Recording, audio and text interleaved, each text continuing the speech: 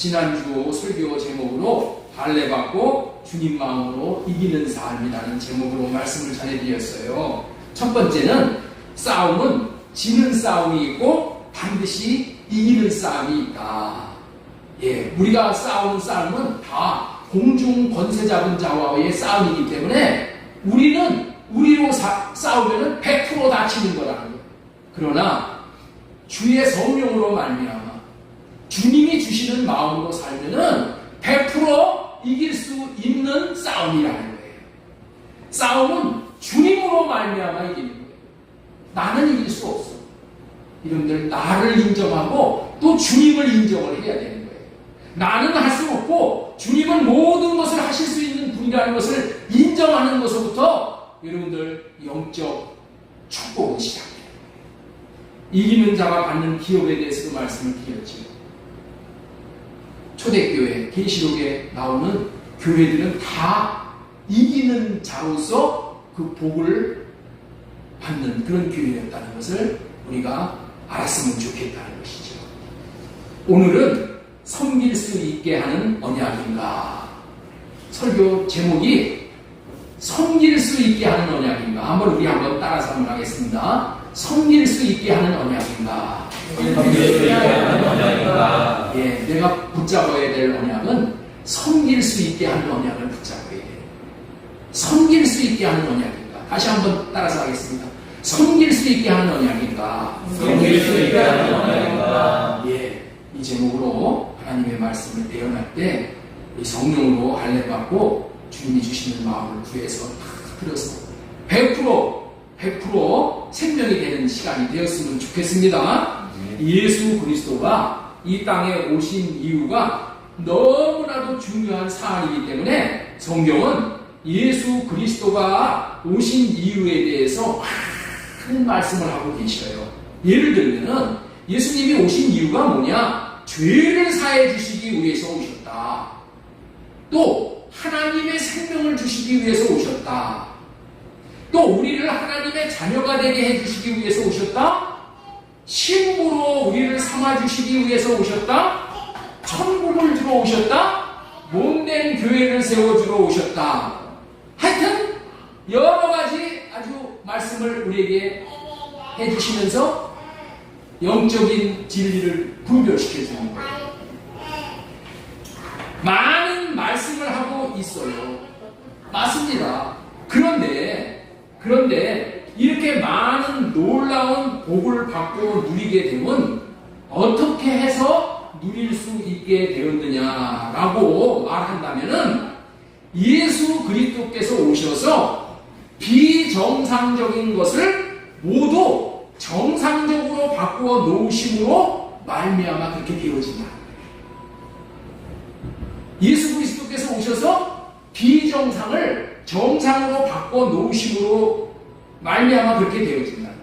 그래서 예수님이 오신 이유는 한마디로 표현을 한다면은 비정상을 정상으로 바로 잡아주시기 위해서 오셨다고 말을 할 수가 있는 거예요. 따라서 한번 하시겠습니다. 예수님이 오신 이유는 비정상을 정상으로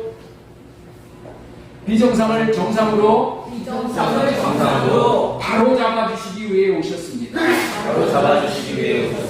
그렇다면 무엇을 비정상이라고 하는 것일까요? 무엇을 비정상이라고 하는 것일까요? 하나님이 천지와 만물을 창조하신 것은 창조하신 이유가 있는 거예요. 창조하신 분을 위해서 살도록 창조하신 거야. 하나님이 우리를 창조하신 이유는 하나님을 위해서 살라고 창조를 하셨다니까. 그래서 피조물 중에서 공중을 나는 새들도 하나님을 잘 섬기기 위해서 노래를 하고, 그 노래가 뭐예요? 하나님을 찬양을 하는 거야. 새들도 하나님을 섬기는 삶을 지금 살고 있다는 거예요. 해와 달들도 하나님을 잘 섬기기 위해서 빛을 계속해서 바라는 거예요. 그래서 창조하신 이에게 영광을 돌리며 하나님을 섬기고 있다는 거예요. 들에 심겨진 사과, 배, 감 같은 모든 나무들도 하나님을 나타내기 위해서 열매를 맺어 영광을 돌림으로 하나님을 잘 섬기고 있다는 거예요. 이와 같이 천하 만물은 창조의 목적대로 창조 때부터 지금까지 하나님과 하나님이 하신 일을 찬양하며 영광을 돌림으로 하나님을 잘 섬기고 있는 중이에요. 그러나 유독이 피조물 중에서 인간만은 하나님께 영광을 돌리지 않고 하나님의 영광을 도둑질하여 자기 영광을 구하고 자기 영광을 나타내므로 하나님을 섬기지 않고 있는 거예요. 신앙생활에 절대적으로 알아야만 하는 이 교리에 대해서 소요리 문답, 배요리 문답이 있는데 이 소요리 문답의 첫 번째 가르침인 1번 질문이 이렇게 되어 있어요. 사람의 제1되는 목적이 무엇인가? 사람의 제1번, 사람이 이 땅에 나오게 된 1번 첫 번째 목적이 뭐다? 사람의 제일 되는 목적은 하나님을 영화롭게 하는 것과 영원토록 그를 즐거워하는 것이다. 하나님을 영화롭게 하는 거예요. 그리고 그를 즐거워하는 거예요. 하나님을 즐거워해야 돼. 여러분들 하나님을 즐거워해야 합니까? 돈을 즐거워합니까? 하나님을 즐거워하는 인생이야. 그렇게 사는 것이 인간의 제1번된 목적이야. 당연한 말입니다. 성냥개비 하나도 만든 주인을 위해서 살 때에 가치가 있듯이 하나님이 창조한 인간은 하나님께 영광 돌리며 하나님을 위해서 사는 것이 마땅한 것이고 가장 잘 살게 되는 것이에요. 이렇게 사는 것이 정상입니다. 자, 이렇게 사는 것이 뭐라고요? 네? 정상. 정신 다 차리라고 깜짝 놀라시지 마시고 이렇게 사는 것이 정상이라는 거예요. 정상. 그런데 불행히도 이와 같이 살고 있지 않다는 거예요. 하나님을 위해서 살아야 마땅할 피조물이 하나님을 위해서 살지 않고 그 어떤 다른 대상을 위해서 산다면은 비정상이 되는 거예요. 그렇다면은 비정상을 좀 더 구체적으로 설명을 한다면은 비정상이 무엇이겠습니까? 사람이 죄를 범하게 되어져서 사탄의 것이 사람이 되어버렸다는 거예요. 죄를 짐으로 말미암아서 사탄의 것이 되어짐으로 말미암아 인간이 사탄을 위해서 사탄의 영광을 위해서 살아가고 있는 것이 이게 비정상인 거예요.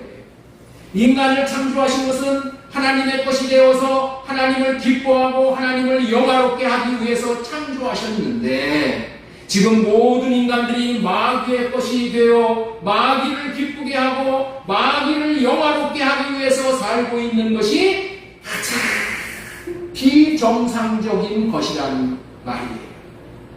이렇게 비정상적인 삶을 살아가게 됨으로 말미암아 고통과 저주를 당하게 되는 이 인간들이 정상적인 인간이 되게 하기 위해서 예수님은 십자가에서 물과 피를 다 쏟으심으로 사탄에게서 주인된 우리의 몸값을 피로 값주고 사와서 다시 예수 그리스도의 것이 되게 했다는 거예요. 예수님께서 십자가에 달려 죽으신 이유가 뭐라고요? 예수님의 것이 되게 하기 위해서 우리를 사오셨다는 거예요. 십자가에서 피를 흘리시어서 우리를 구속하시어 주님의 것이 되게 하셨다는 거예요. 사람은 항상 자기 중심으로 생각을 하는 존재야. 누구 중심으로 생각을 한다고요? 자기 중심으로. 자기 중심으로. 이 구속의 일도 사람 중심으로 생각을 하면은 죄에서 자유를 주시기 위해서 예수 그리스도가 피를 흘렸다고 생각을 한단 말이에요.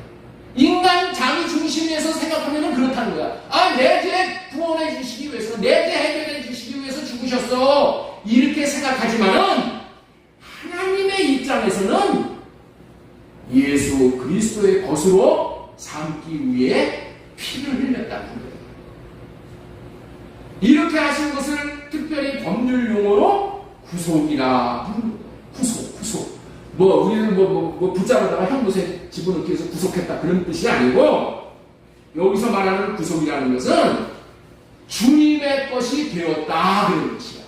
피로 우리를 노예 시장에서 마귀에게 사왔어. 값을 치러주고 피값으로. 그래서 우리가 뭐가 됐다?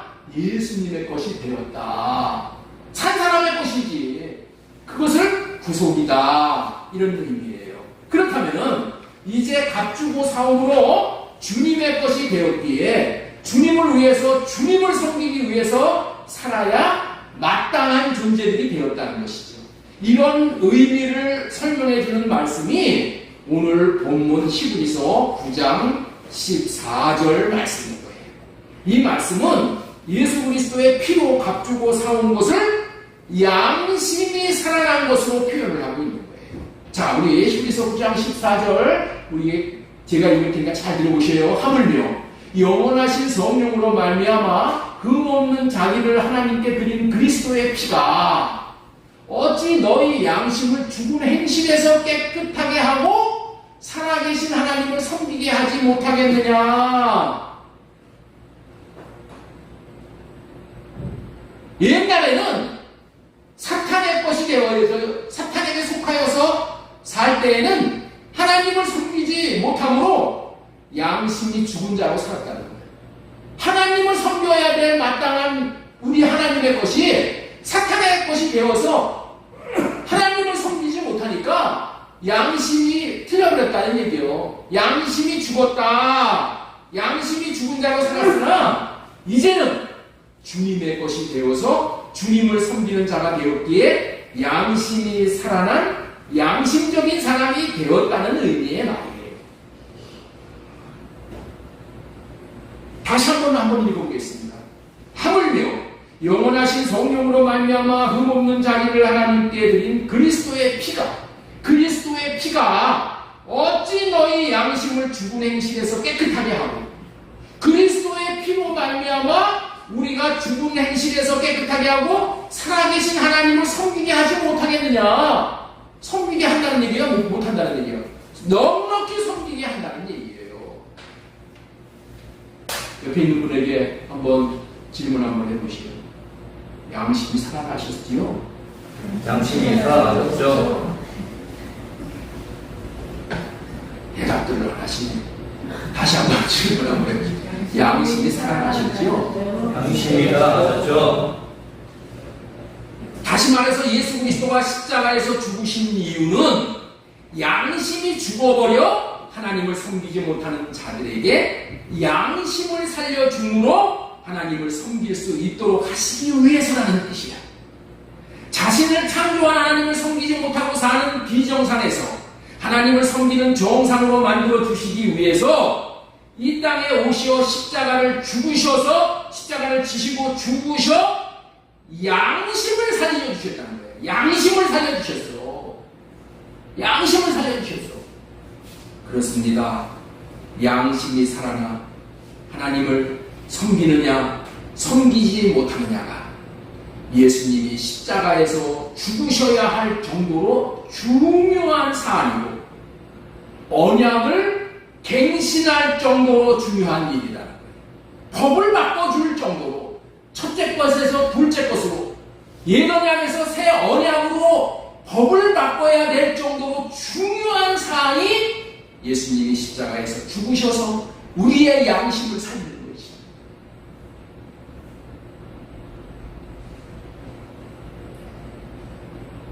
지금까지 섬길 수 있게 하는 언약인가 라는 설교 제목으로 이제 하나님을 섬길 수 있는 새 언약이라는 이 말씀을 드리려고 이렇게 서두가 길었던 거예요. 많은 여러분들에게 어떻게 해서든지 새 언약 하나만은 확실하게 알고 살게 하기 위해서 온갖 심혈을 다하고 있는 거예요. 저는 새 언약의 일꾼으로 살기로 하나님 앞에 작정을 했어요. 서원을 했어요.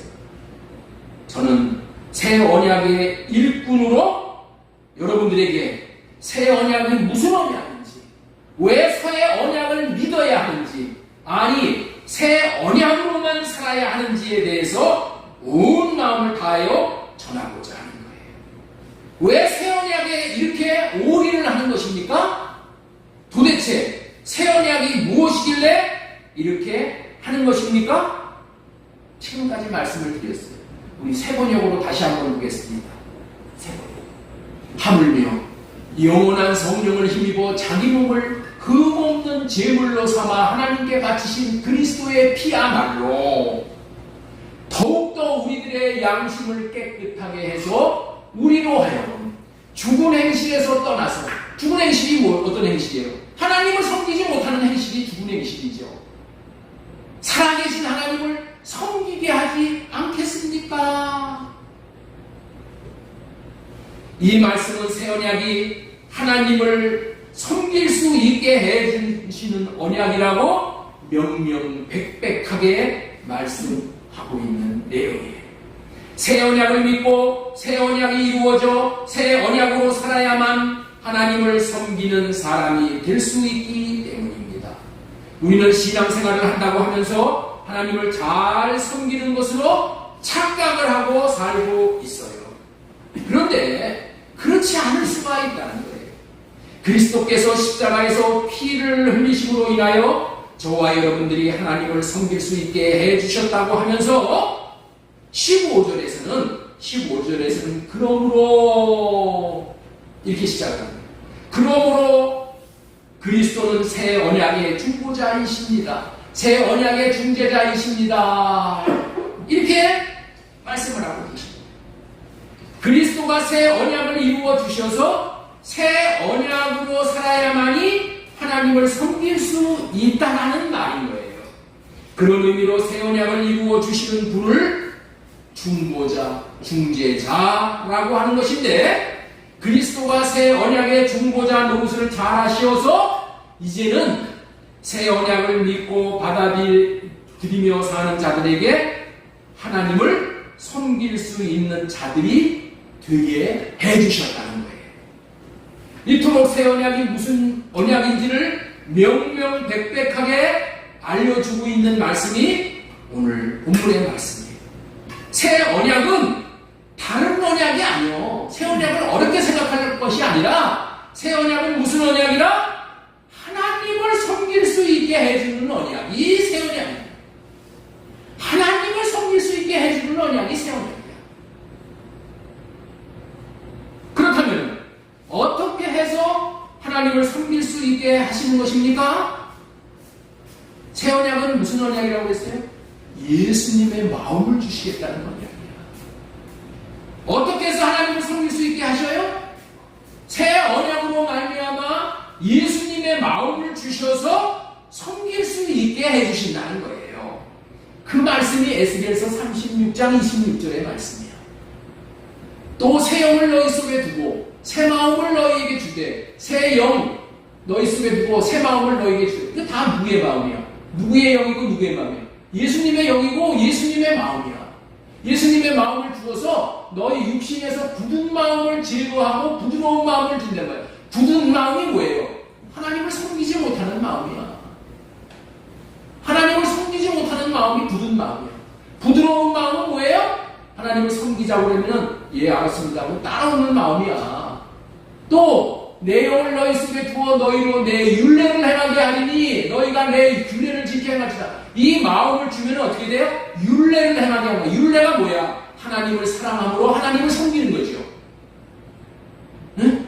이 부드러운 마음을 받았을 때만 우리가 하나님 사랑하고 이웃 사랑하라고 명령한 율례를 지킬 수 있다. 그런 말이에요. 다시 한번 말씀을 드립니다. 새 언약은 예수님의 마음을 주시겠다는 언약인데, 예수님의 마음은 어떤 마음이라고요? 섬길 수 있는 마음. 그것도 죽기까지 하나님을 섬길 수 있는 마음이 예수님의 마음. 새 언약은 새 언약의 중보자이신 예수님이 예수님의 마음을 주시어서 하나님을 섬기게 하고 이웃을 섬기게 하는 언약인데, 그렇다면은 할례 언약은 무슨 언약일까요? 할례 언약은 무슨 언약일까요? 제가 할례 언약과 새 언약에 대해서 많이 말씀을 드리는데 할례 언약은 무슨 마음이에요? 무슨 언약이야? 신명기 30장 6절 다시 봅니다. 네 하나님 여호와께서 네 마음과 네 자손의 마음에 할례를 베푸사 너로 마음을 다하며 뜻을 다하여 네 하나님 여호와를 사랑하게 하사 섬길 수 있게 하신다. 그런 얘기예요. 어떻게 하면은 성령으로 우리의 육신의 생각을 할례시켜 주십니다. 그리고 주님의 마음을 받아서 그 마음으로 사랑할 수 있게 해주십니다. 할례 언약, 새 언약, 공이 하나님을 섬길 수 있게 해 주시겠다. 이런 언약. 하나님께서 할례를 베풀어 주심으로 사랑할 수 있게 해 주시겠다. 사랑할 수 있게 해 주시겠다. 사랑하는 게 뭐라고요? 하나님을 섬기게 해 주겠다. 두 언약 공이 하나님을 섬기지 못하는 비정상을 바로잡아 섬길 수 있게 해 주시겠다는 언약인 거예요. 옆 사람에게 질문해 보시기 바랍니다. 할례 언약과 새 언약이 왜 그토록 중요한 언약입니까? 한번 옆 사람한테 질문 한번 해보시겠어요? 할례 언약과 새 언약이 왜 이렇게 중요한 언약인가? 예, 답은 또 이제 대답하셔야지. 답을 대답하셔야지. 질문만 하고 못 들으면 안 되죠. 자, 다시 묻습니다. 할례 언약과 새 언약이 왜 그토록 중요한 언약입니까? 할례 언약과 새 언약이 왜 그토록 중요한 언약입니까? 아니, 답을 얘기하시라고 따로 섬길 수 있게 섬길 수 없는 비정상을 섬길 수 있는 정상으로 바꾸어주는 언약이기 때문에 그렇게 중요한 언약이라. 섬길 수 없는 게 비정상이야. 양심이 가버린 마음, 하인 맞은 마음이야. 그런데 이런 비정상을 정상으로 바꾸어주겠다는 언약이야. 정상으로 바꾸어주셔서 섬길 수 없는 자들이 하나님을 섬김으로 살 수 있게 해주시겠다는 언약이 새 언약이고 할례 언약이야. 자, 그렇다면은 우리가 이거 마음에 새겨야 되겠어요? 안 새겨야 되겠어요? 새겨야지. 너무나도 중요한 건데. 그렇다면은 왜 하나님을 섬기라고 하느냐는 말이야. 하나님 위해서 섬기라고 하는 거예요? 아니요. 하나님은 다 우리를 위해서 섬기라고 하는 거예요.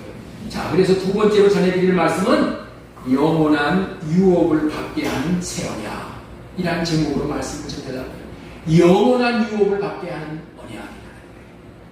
자, 그렇다면 하나님은 우리들에게 왜 하나님을 섬기고 교회를 섬기고 지체들을 섬기고 원수까지 섬길 수 있는 자가 되라고 하시는 것인지. 자, 히브리서 9장 15절 그러므로 그리스도는 새 언약의 중재자이십니다.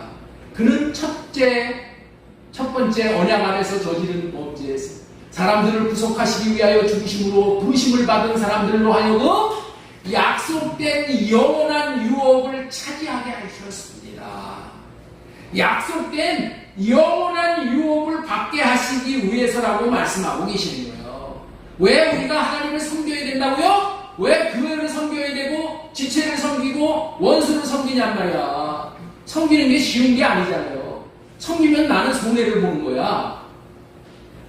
내가 희생을 해야 섬길 수가 있잖아요. 그런데 왜 섬기라고 하냔 말이야. 영원한 유업을, 영원한 기업을 물려주기 위해서. 영원한 유업이라는 것은 뭐예요? 영원한 유업은 없어지지 않는 기업이야.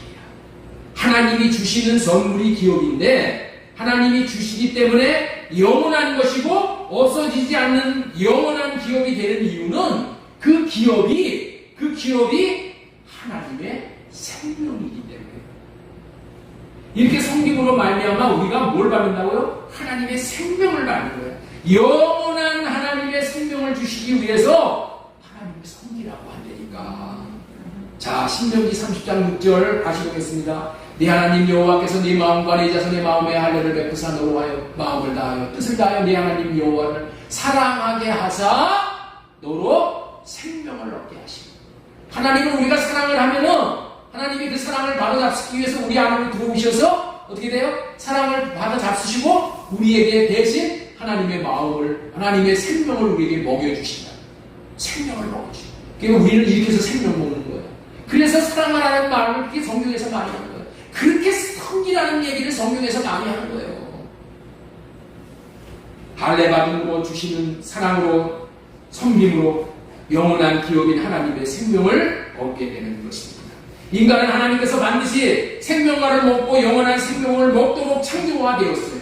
그러나 마귀가 주는 생각을 받아먹고 마귀를 섬기느라 비정상에 빠지게 되었으나 이제 예수 그리스도가 새 언약의 중보자로 오심으로 말미암아 하나님을 사랑하고 마음을 다하여 섬기게 하심으로 생명을 얻는 정상에 다시금 이르게 된 것이에요.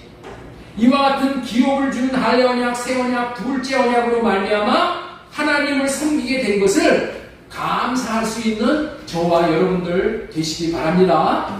우리 한번 하나님 앞에 감사합니다. 하나님을 섬길 수 있게 된 것을 하나님 앞에 감사드립니다.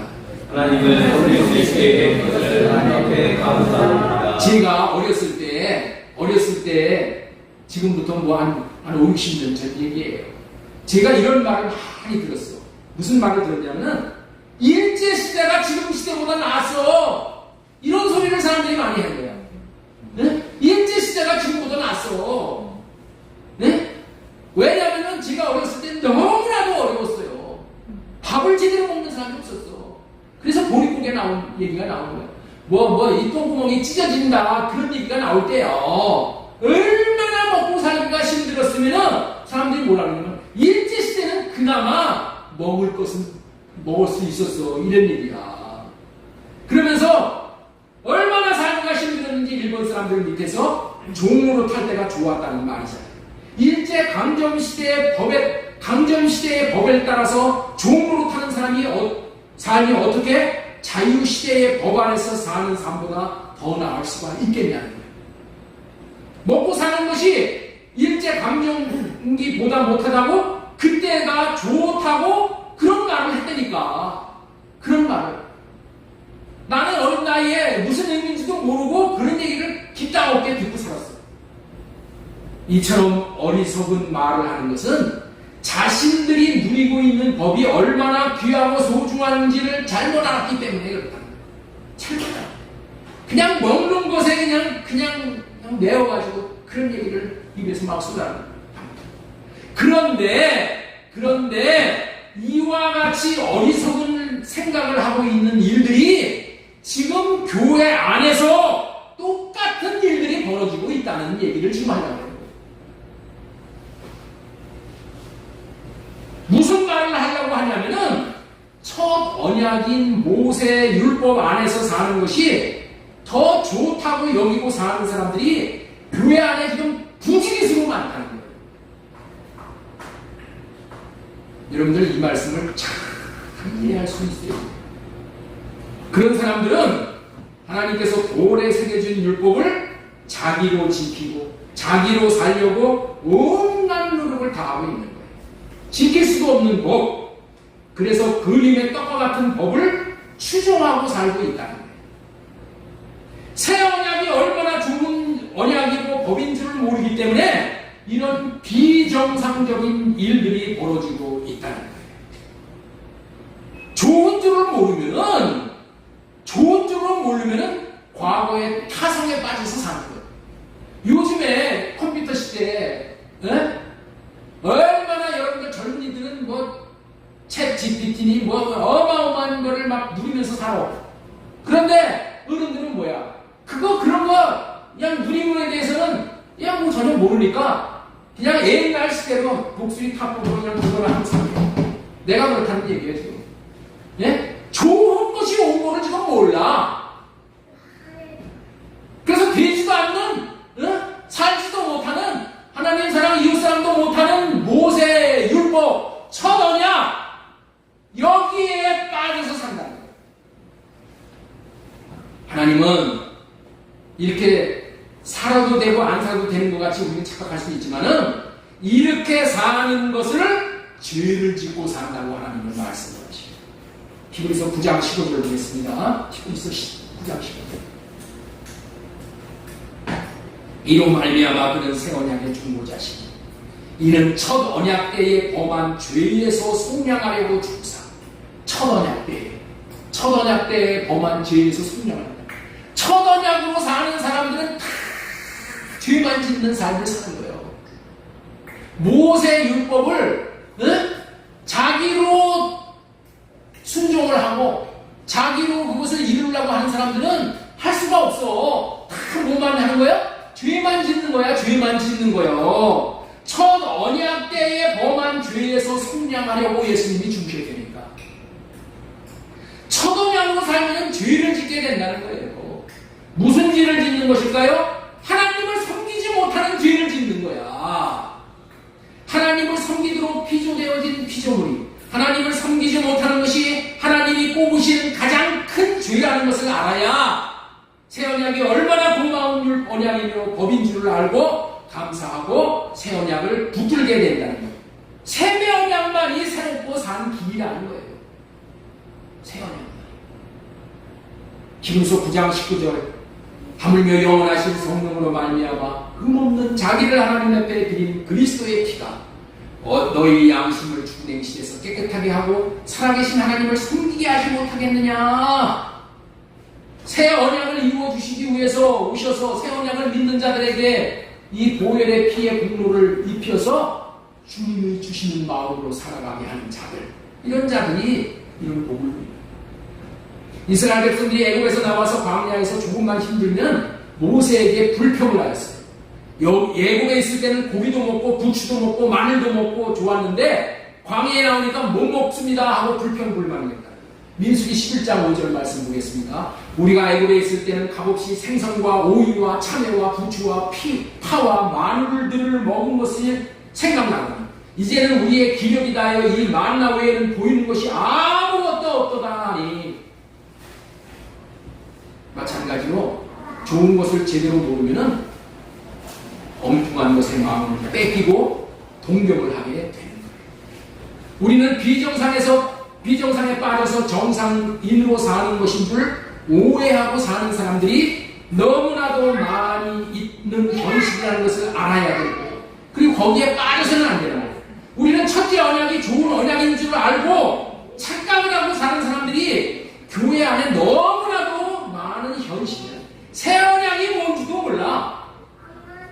할례 언약이 뭔지도 모르고 사는 현실이 되니까 하나님은 첫 언약과 새 언약에 대해서 분별을 시켜주시는 말씀이 히브리서 8장 13절 말씀이에요. 그런데 저를 너무나도 중요한 말씀을 전하는 거예요. 잘 들어보셔요. 자, 히브리서 8장 13절 새 언약이라 말씀하셨으며, 새 언약이 뭔지를 말씀하셨으며, 첫 것은 낡아지게 하는 것이 낡아지고 새하는 것은 없어져 가는 것이니라. 첫 언약은 낡아지고 새해지고 없어져 가야 하는 법이라는 거예요. 첫 언약은 없어져야 하는 법이라는 거예요. 새 언약이 옴으로 말미암아 첫 언약을 낡아지게 했다고 하시는 거예요. 낡아지게 하는 것은 쇠하는 것이고 없어지는 것이라고 말씀하시는 것을 마음에 새깁니다. 한마디로 새 언약이 다가오므로 첫 언약은 없어지게 되었다, 사라지게 되었다라는 말이에요. 자, 히브리서 8장 13절 새 번역으로 또 보겠습니다. 새 언약이라 말씀하실 때 첫 것은 낡아지게 하신 것이니 낡아지고 새하지는 것은 없어져 가는 것이니라. 공동 번역을 또 한번 보겠습니다. 공동 번역. 하나님께서 새 언약이라고 말씀하심으로써 첫 번째 언약을 낡은 것으로 만드셨습니다. 낡고 오래된 것은 곧 사라질 것입니다. 자, 히브리서 8장 6절 말씀도 보겠습니다. 그러나 이제 그는 더 아름다운 직분을 얻으셨으니 그는 더 좋은 약속으로 세우신 더 좋은 언약의 중보자시라. 저 첫째 언약이 무흠하였더라면은, 무흠이 뭐예요? 흠이 없었더라면은 이런 뜻이야. 둘째 것을 요구할 일이 없었으리요. 흠이 없었으면은 둘째 것을 요구할 일이 없었다는 거야. 둘째 것을 주시지 않았다는 거야. 그들의 잘못을 지적하여 말씀하시되 주께서 이르시되 볼지어다 날이 이르니 내가 이스라엘 집과 유다 집에 더불어 새 언약을 맺으리라. 왜 첫 언약을 없어지게 했다고요? 히브리서 8장 6절에 흠이 있기 때문이라고 하셨죠? 흠. 자, 그렇다면 첫 첫 언약의 의미 무엇일까요? 죽은 양심으로 법을 지키려고 하니 지킬 수가 없어서 흠이 있다는 거예요. 하나님을 섬기는데 흠이 많아서 하나님을 섬길 수 없는 언약이 첫 언약이라는 말이에요. 첫 언약에 머무르는 자들은 하나님을 섬길 수가 없는 거예요. 섬김으로 받는 복은 받아본 사람만 알게 되는 거예요. 새 언약이 이루어져 하나님을 섬김으로 받는 복, 예수 그리스도를 섬김으로 받는 복, 교회를 섬김으로 받는 복이 얼마나 놀라운지를 깨달아 알면은 섬길 수 있게 되는 거예요. 자, 우리 사도행전 20장 35절 말씀 또 보겠습니다. 우리 같이 한번 읽겠습니다. 시작! 주께서 친히 말씀하신 바 주는 것이 받는 것보다 복이 있다 하심을 기억하여야 할지니라. 하나님을 섬기는 것은 헛되게 되는 일은 없고 반드시 복이 된다는 거예요. 대우받고 말로 주시는 하나님이신 것을 경험하게 되는 거예요. 그래서 사도 바울은 이것을 알았기 때문에 고린도전서 15장 58절에서 이렇게 말씀을 하셔요. 그러므로 내 사랑하는 형제들아 건실하며 흔들리지 말고 항상 주의 일에 더욱 힘쓰는 자들이 되라. 이는 너희 수고가 주 안에서 헛되지 않은 줄 알리라. 여기서 너희의 수고가 헛되지 않은 줄 알리라는 말의 의미는 새 언약 안에서 새 언약이 이루어져 하나님이 주시는 마음으로 이 땅에서 섬기는 모두가 하늘의 기업이 되게 하신다는 의미예요. 여러분들 이 땅에서 이 건물을 가지고 하늘에, 내가 죽으면 이 건물을 가지고 하늘에 올라갈 수 있어요? 못해. 그러나 이 건물을 가지고 이 땅에서 하나님을 마음껏 섬기면은 그 섬긴 것이 뭐가 돼? 그게 다 사랑으로 변하는 거야. 사랑은 영이야. 영만 하늘에 갖고 올라갈 수 있는 거야. 내가 돈을 가지고 이 땅에서 내가 흥청망청 나를 위해서 쓰면은 뭐야? 그거는 그냥 돈으로, 물질로, 썩어질 것으로 끝나는 거야. 그런데 그 돈을 가지고 하나님을 섬기고 이웃을 섬기면 어떻게 돼요? 그것이 돈이, 그 물질이 뭘로 바뀌어? 사랑으로 바뀌는 거야. 사랑이 뭐라고요? 영이야. 영은 하늘나라로 가는 거예요. 네? 그래서 섬김이 이렇게 중요한 거예요. 내가 이 땅에서 섬기는 것만 내 것이야. 하늘에 올라가서 다 내 것이 되는 거야. 그런데 내가 이 땅에서 섬기지 못하면 다 뭐라고요? 다 썩어질 것으로 끝나거든요. 하나님이 주시는 마음으로 섬기면 사랑이 되어져서 영으로 변하게 되어 천국에 이르기까지 올라가 기업으로 남는 거예요. 영원한 기업, 썩지 않고 시들지 않고 새하지 않는 영원한 기업, 없어지지 않는. 이 땅에서 누리는 모든 누렸던 것을 하나님께 드림으로 하늘에서 모두 유업으로 받을 수 있게 되는 거예요. 어떻게 이런 삶을 살 수 있어요? 새 언약을 믿어 하나님의 마음을 받고 받은 마음으로 섬기게 되므로 이와 같은 주고 베풀고 섬기는 삶을 넉넉하게 살 수 있음으로 되는 거예요. 나는 여러분들에게 새 언약이 모두에게 이루어져 이 말씀대로 주님 마음으로 섬김으로 받는 복을 모두가 경험하여 하늘의 기업이 풍성하며 또한 이 땅에서도 100배, 60배, 30배의 복을 경험하시기를 예수님의 이름으로 축원합니다. 네.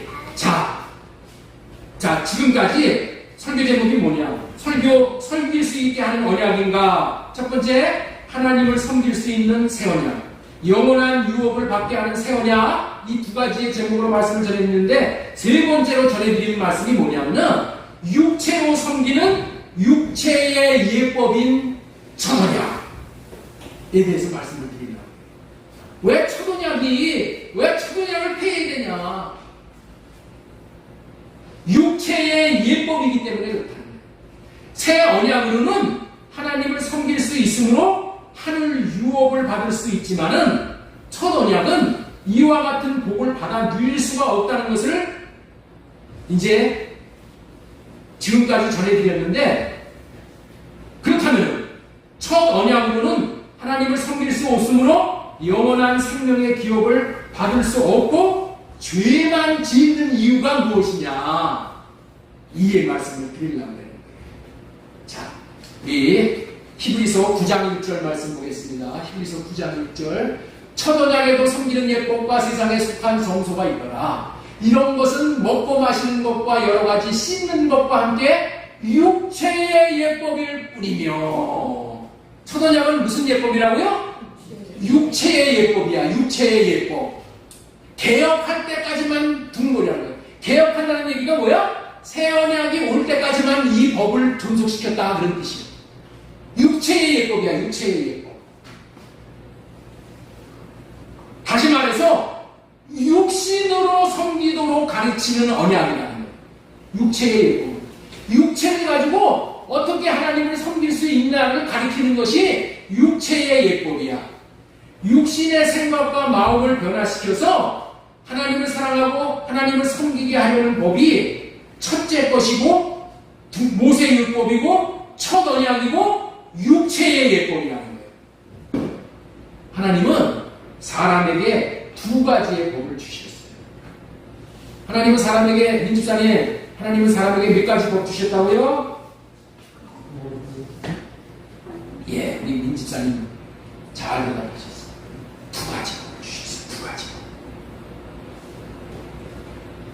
왜 두 가지 법을 주셨을까? 왜 사람에게 하나님이 두 가지 법을 주셨어요? 사람의 생명이 둘이기 때문에 두 가지 법을 주시는 거예요. 하나는 육신의 생명에 주시는 법. 육신의 생명에 주시는 법이 첫 언약 첫째 법이야. 이 법이 모세의 율법이라는 거예요. 이 법을 다른 말로 육체의 예법이라는 거예요. 육체를 어떻게 살아야 되느냐? 이게 육체의 예법이야. 그리고 이 속사람의 생명인 영의 생명, 다시 말해서 마음에 주시는 법이 뭐냐? 이게 두 번째 법. 두 번째 법. 새 언약이라는 거예요. 이게 생명의 성령이고 할례 언약이라는 거예요. 첫 언약은 육신의 생명에 주는 법으로 육체의 예법일 뿐이라는 거예요. 육체의 예법일 뿐이 이 첫 언약이야. 육체의 예법으로 살면은 어떤 결과가 나타날까요? 자, 육체의 예법으로 살면은 어떤 결과가 나타날까요? 첫째, 육신의 생명으로 섬기잖아요. 그럼 자기가 한 일에 대해서 반드시 자랑을 하게 되어 있는 거야. 자랑. 육신의 생명은 항상 자랑을 좋아해. 칭찬받는 것을 좋아한단 말이야. 그리고 자기의 의를 내세워. 교회에서 육체의 예법으로 교회를 섬기는 사람들 있죠? 나중에 뭐라고 그러는지 알아? 내가 이 교회에 와가지고 11조를 내가지고 목사가 밥 먹고 살았는데 나를 이렇게 대해할 수가 있어? 이런 사람들이 있었어. 내가 이 교회를 짓느냐고 얼마나 수고했는데 나를 장로를 안 시켜줘? 이렇게 된다는 거야. 자기 의를 내세우고 자기 자랑을 하고 칭찬 듣기를 좋아한다. 이 땅에서 상을 다 받은 것이 되어져서 하늘에서 받은 것이 없게 됩니다. 자기를 자랑하는 것은 하나님 앞에 죄를 짓는 거예요. 왜? 우리는 자랑할 게 없어. 다 하나님의 것을 가지고 하나님이 주신 것을 가지고 섬기고 베풀고 나누고 했는데 너희가 그 은혜에 인하여 믿음으로 말미암아 구원을 받았으니 이것은 너희의 은혜로 하나님이 받았기 때문에 자랑할 것이 없게 했다. 그래서 자랑할 것이 없다. 자랑하는 죄를 짓지 못하게 하는 거야, 하나님은. 그런데 육체의 예법으로 섬기면 자랑할 것이 많아져요. 그리고 자기 의를 구하는 거예요. 그리고 두 번째로는 하나님을 섬길 수 있는 것은 하나님이 주신 마음으로 섬길 때 진정으로 섬길 수 있는 것이. 첫 언약은 육체로 섬기는 예법이기 때문에 하나님이 주시는 마음으로 섬김을 받기를 원하시는 하나님과는 전혀 안 맞는 거야. 코드가 안 맞는 거예요. 하나님은 뭐만 받으신다? 우리의 마음으로 섬기는 것만. 마음은 뭐예요? 사랑으로 섬기는 것만. 사랑의 기관이 마음이에요. 사랑으로 하나님을 사랑해서 섬기는 것만 하는 거야? 대가를 원하지 않는 섬기는 것이 아니다. 하나님은 하나님이 주신 마음으로 그 마음으로 섬기는 것만 봐도 내게서 나오는 것은 다 악한 거예요. 하나님이 주신 마음을 받아서 그 마음으로만 섬겨야 되는데 육체의 예법으로 사는 사람은 그런 마음이 없어. 세 번째, 육체로 섬기려고 하면은 변함없이 하나님을 섬길 수 없다는 거예요. 육체는 한계가 있는 거예요. 육체는 조금만 섬기면 어떻게 돼요? 피곤해져 버려. 그래서 3세번은 할 수 있어. 자기로 3세번은 할 수 있지만은 그런 육체로는 어떻게 돼? 70번씩 7번까지 용서하고 참아주고 인내해주고 이거 못해. 왜? 육체는 어떻게 돼요? 뒷심이 딸려. 그래서 초도약으로 사는 사람들은 교회에서 이 직분 저 직분 이 일 저 일을 맡기면 어떻게 되냐? 너무나도 피곤하고 너무나도 지쳐가지고 감당을 못해. 그래가지고 어떻게 돼? 야, 도저히 안 되겠다. 나 이 교회 떠나야 되겠다. 교회 다 떠나가지고 어디로 가냐? 큰 교회들로 다 도망가는 거야. 큰 교회 도망가가지고 아무런 직분도 안 맡고 뒤에서 이제 예배만 살짝 드리고 나오는 거야. 그리고 또 어떻게 돼? 인터넷 예배 드리는 비대면 예배. 왜 그렇다고요? 왜? 육체가 지쳤어. 그래서 여러분들이 있죠? 우리 교회에서 여러분들이 이 생명이 자랄 때까지는 아무런 일을 안 시키려고 그러는 거예요.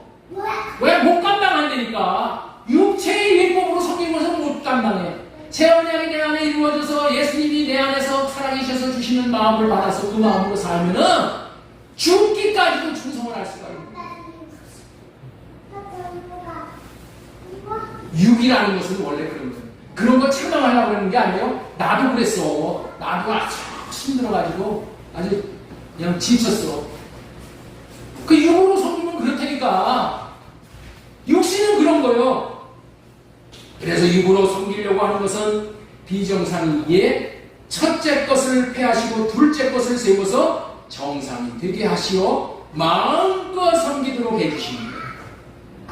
히브리서 8장 10절 말씀 보겠습니다. 또 주께서 이르시되 그날 후에 내가 이스라엘 집과 맺을 언약은 이것이니 내 법을 그들의 생각에 두고 그들의 마음에 이것을 기록하리라. 섬길 수 있는 법을, 섬길 수 있는 마음, 그 마음을 내 마음에다가 새겨줘서 섬길 수 있는 그 마음을, 주님의 마음을 내 안에다가 집어넣어 주셔서 그 마음이 흘러나와서 그 마음으로 섬길 수 있게 해 주셔야만 진정으로 섬길 수 있죠. 하나님도 사랑하고 이웃사람도 사랑하고 원수까지 사랑할 수 있게 되는 거예요.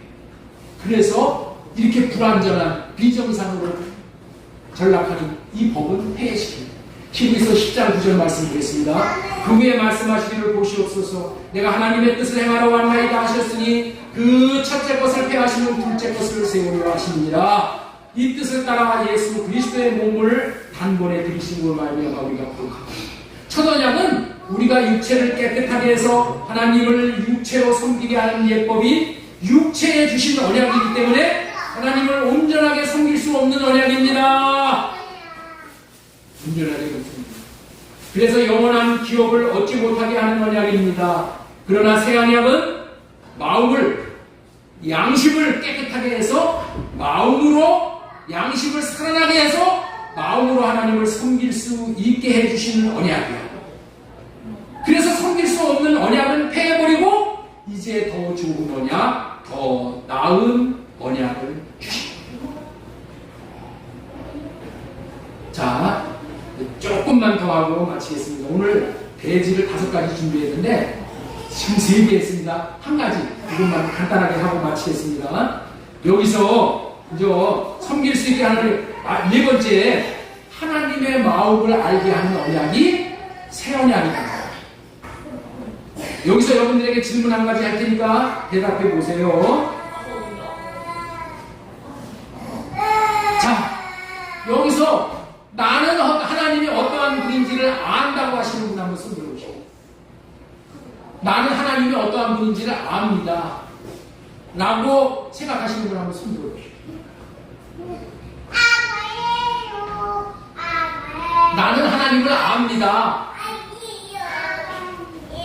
왜 한 분도 안 드시면 어떻게 해요? 나는 하나님을 압니다.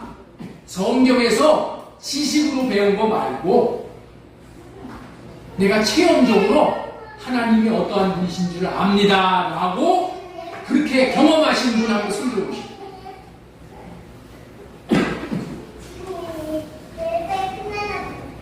우리 하나님을 꼭 알아야 됩니다. 하나님의 마음을 아는 것이 너무나도 중요한 삶이에요. 왜냐하면 하나님을 아는 것이 영생이라고 하셨기 때문에 그래요. 요한복음 17장 3절 말씀입니다.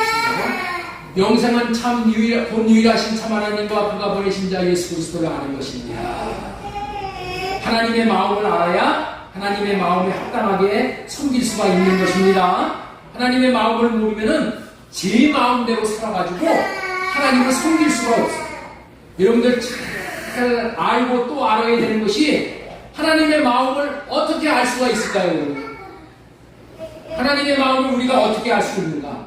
하나님의 마음을 알 수 있는 유일한 방법은 성령으로 말미암아 오직 우리의 마음과 육신의 생각을 할례받고 주님 안에 들어가서 주님의 마음을 봐야지만은 우리가 하나님의 마음을 알 수 있게 됩니다. 오직 하나님의 마음은 하나님이 주셔야 받고 받아야 아는 것이다. 내 마음에 마귀가 주는 육신의 생각과 마음이 가득 차 있으면은 하나님의 마음을 받을 수가 없는 거예요. 그래서 하나님의 마음을 받는 것이 너무나도 중요하다고 여기고 하나님의 마음을 받기 원하는 사람들은 살 길을 찾는 거예요. 하나님의 마음을 받기를 원하는 사람. 그러면 살 길이 무엇이라고요? 성령으로 호흡하여 할례받음으로 자신 안에 있는 더러운 죽은 양심에 이르게 하는 육신의 생각과 마음을 죽여버려야 하나님의 마음을 받는 거예요. 자신의 마음은 육신의 생각에서 나오는 마음이에요. 이 생각과 마음으로 섬기는 것은 하나님을 섬기는 것이 아니고 마귀를 섬기는 것이에요. 자기 육신의 생각과 마음을 주는 자가 마귀니까 마귀를 섬기는 것이 당연하다는 것이죠. 또 하나님이 주시는 마음으로 섬기다 보면은 하나님이 합당하다고 여기시어서 응답해 주시고 하나님이 나타나 주셔. 그래서 증거를 보여주셔. 증거가 있으니까 내 마음에 증거가 있으니까 하나님의 마음을 진정으로 알게 되어 영생에 이르게 되어 있다는 거예요. 새 언약이 이루어져 새 언약으로 살아야만 하나님을 알 수가 있다는 것을 명심하시기 바랍니다. 자, 우리 그 말씀이 예레미야 31장 33절 말씀이에요. 자, 우리 이 말씀 한번 보겠습니다. 그러나 그날 후에 내가 이스라엘 집과 맺을 언약은 이러하니 곧 내가 나의 법을 그들의 속에 두며 그들의 마음에 기록하여 나는 그들의 하나님이 되고 그들은 내 백성이 될 것이다. 여호와의 말씀이니라. 그들이 이제 이렇게 되면은 그들이 다시는 각기 이웃과 형제를 가리켜 이르기를 너는 여호와를 알라 하지 아니하니며 여호와를 알라고 말을 할 필요가 없다는 거야. 왜? 이는 작은 자서부터 큰 자까지 다 나를 알기 때문이다. 다 알아버린다는 거야. 다 알아버려.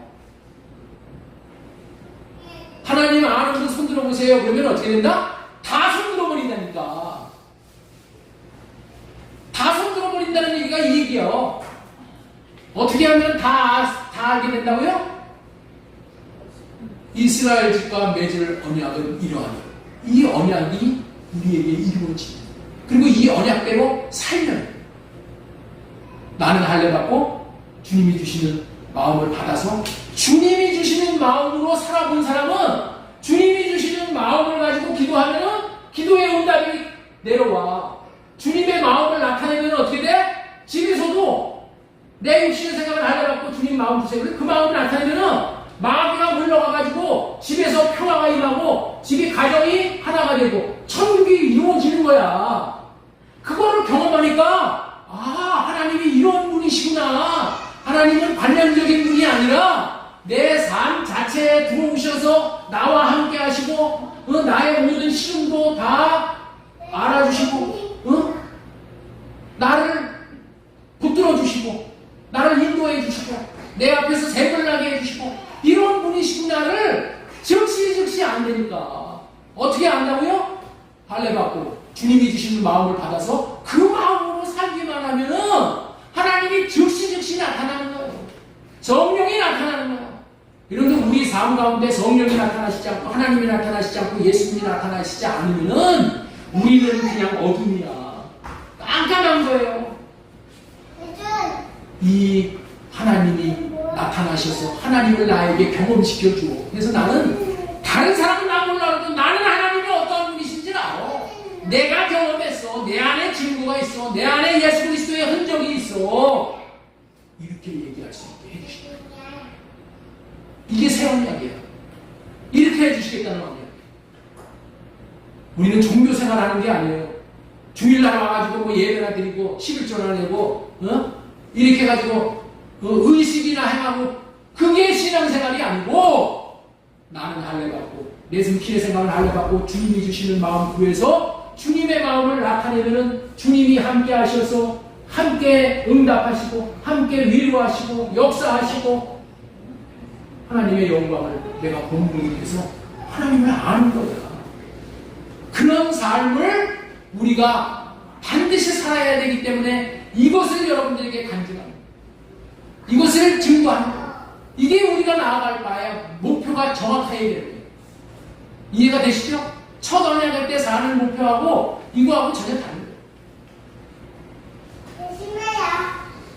내 침대야. 그렇기 때문에 이제부터 첫 언약으로 하나님을 섬기고자 하는 자들은 실패할 수밖에 없다는 것을 알게 되었으니까 이제 오직 새 언약, 새 마음을 주님이 주시는 마음을 받아서 그 마음으로만 사는 저와 여러분들 다 되어지시기를 예수님의 이름으로 축원합니다.